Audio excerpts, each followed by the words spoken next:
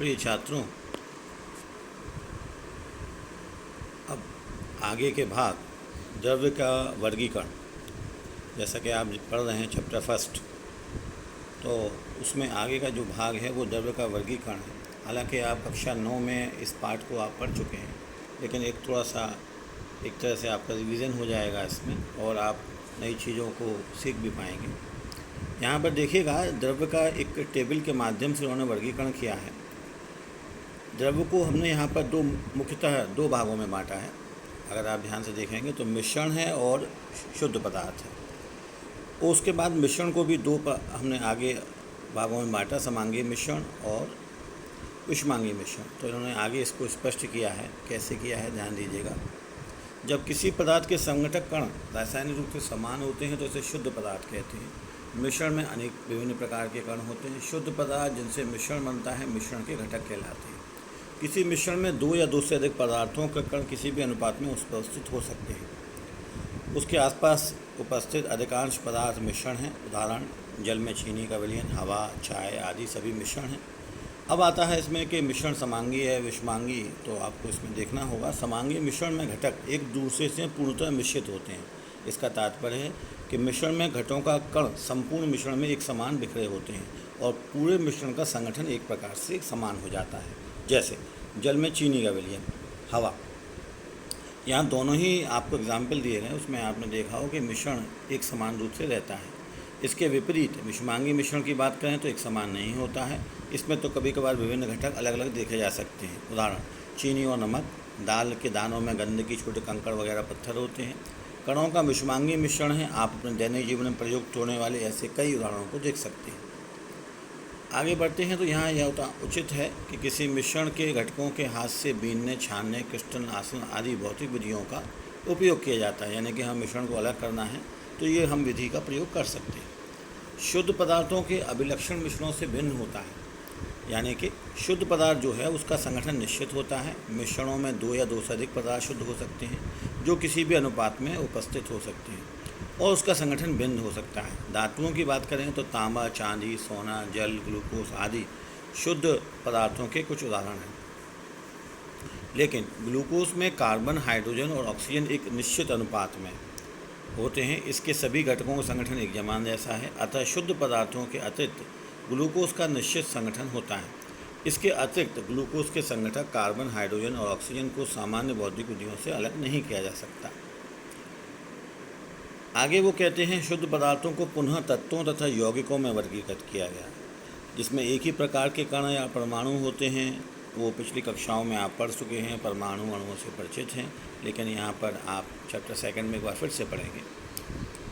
जैसे एग्जाम्पल देखिए, sodium, hydrogen, इनके आपको सिंबल भी मालूम होंगे, Na, हाइड्रोजन का H, ऑक्सीजन का O।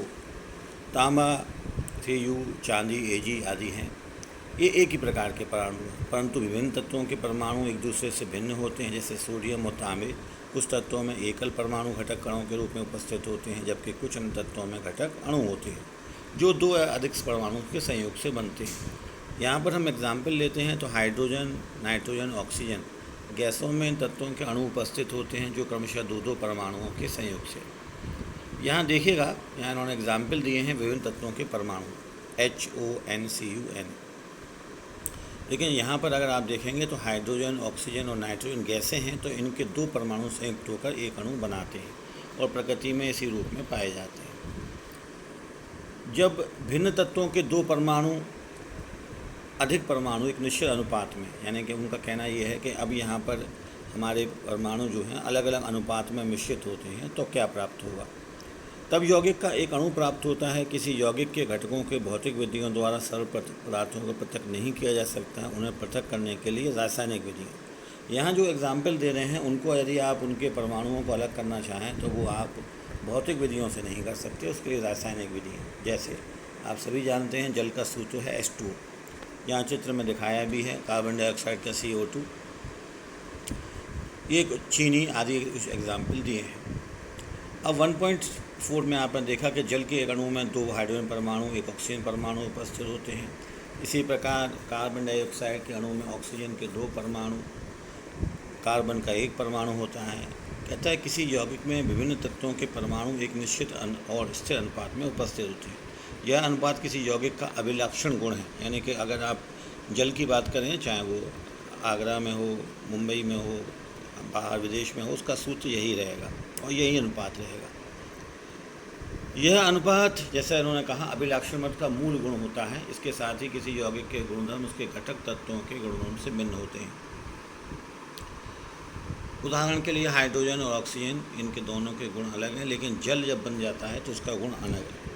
यह भी जानना रोचक है, हाइड्रोजन एक तेज ध्वनि के साथ जलती है, जबकि ऑक्सीजन दहन में सहायक है, परंतु जल का उपयोग हम लोग इन अग्नि को बुझाने में करते हैं। अब हम बात करेंगे द्रव के गुणधर्म और उनका मापन, भौतिक एवं रासायनिक गुण। अब देखिए भौतिक गुण क्या होते हैं, हालांकि आप पहले भी पढ़ चुके हैं, लेकिन फिर से रिवीजन कर लीजिए।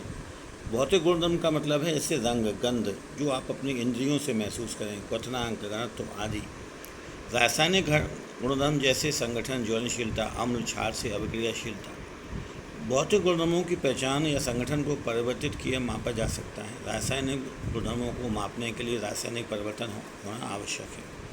भौतिक गुणधर्मों को मापने के लिए रासायनिक परिवर्तन का होना आवश्यक नहीं है। विभिन्न पदार्थों के अभिलक्षण गुण जैसे अम्लता, क्षारता आदि रासायनिक गुण हैं। रसायन भौतिक एवं रासायनिक गुणों के आधार के पदार्थ के व्यवहार का पूर्वानुमान एक व्याख्या करते हैं, यानी कि केमिस्ट्री में हम यहाँ कुछ के भौतिक गुणों का भी पढ़ेंगे और रासायनिक गुण। अब देखिए भौतिक गुणधर्मों का मापन, यानी कि हम उनको कैसे अनुभव या नाप सकते हैं। वैज्ञानिक अन्वेषण के लिए परिमाणात्मक मापन आवश्यक होता है। द्रव के अनेक गुणधर्म जैसे लंबाई, क्षेत्रफल, आयतन मात्रात्मक प्रकृति के होते हैं। किसी एक मात्रा का प्रेषण मापन किया जा सकता है। उदाहरण के लिए किसी कमरे की लंबाई 6 मीटर लिखाया बता सकता है कि उसमें 6 एक संख्या है और m मीटर को व्यक्त करता है। पहले विश्व में अनेक भागों में मापन की 2 पद्धतियाँ, अंग्रेजी पद्धति और मीट्रिक पद्धति प्रयुक्त की थी, लेकिन जो फ्रांस के 18वीं शताब्दी में उत्तरवाद भी विकसित हुई, अधिक सुविधाजनक थी क्योंकि यह दशमलव प्रणाली पर आधारित थी। बाद में वैज्ञानिकों ने सर्वमान्य, देखिए यहाँ पर सर्वमान्य का तात्पर्य सभी लोगों ने मिलकर एक पूरे विश्व के लिए एक ऐसी पद्धति की आवश्यकता अनुभव की जो 1960 में प्रस्तुत की गई, जिसकी विस्तृत चर्चा नीचे की जा रही है। मात्राओं की अंतर्राष्ट्रीय पद्धति, lease system in territory units, अर्थात संक्षेप में SI कहा जाता है।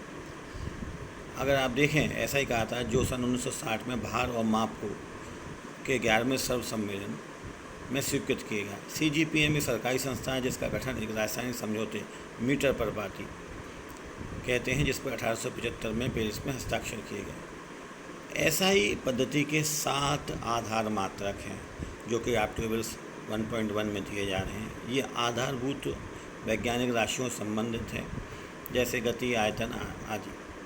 तो यहाँ पर आप सभी लोगों को इस बात का देखना है कि 1.1 टेबल और 1.2 टेबल दोनों हैं, उनके मात्रक और इनको अच्छी तरह से आपको याद करना है। ये आपका एक तरह से होमवर्क है। जैसा कि आप यहाँ देख रहे हैं कि अगर 1.1 की टेबल की बात करें तो लंबाई हम लोग मीटर में नापते हैं, इसका मात्रक L। SI जो मात्रक है वो M से प्रदर्शित करते हैं, यानी कि अगर हम लेंथ को प्रदर्शित करते हैं तो L से दिखाएंगे, मात्रक मीटर होगा उसे M से। द्रव्यमान को प्रदर्शित M से करते हैं, लेकिन इसका मात्रक किलोग्राम है।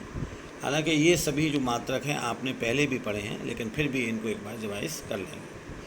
तो यहाँ पर आज मैं यहीं तक समाप्त कर रहा हूँ, लेकिन यहाँ पर इन दोनों टेबलों को आपको याद करना है और इस चैप्टर से संबंधित जो भी नोट्स हैं वो मैं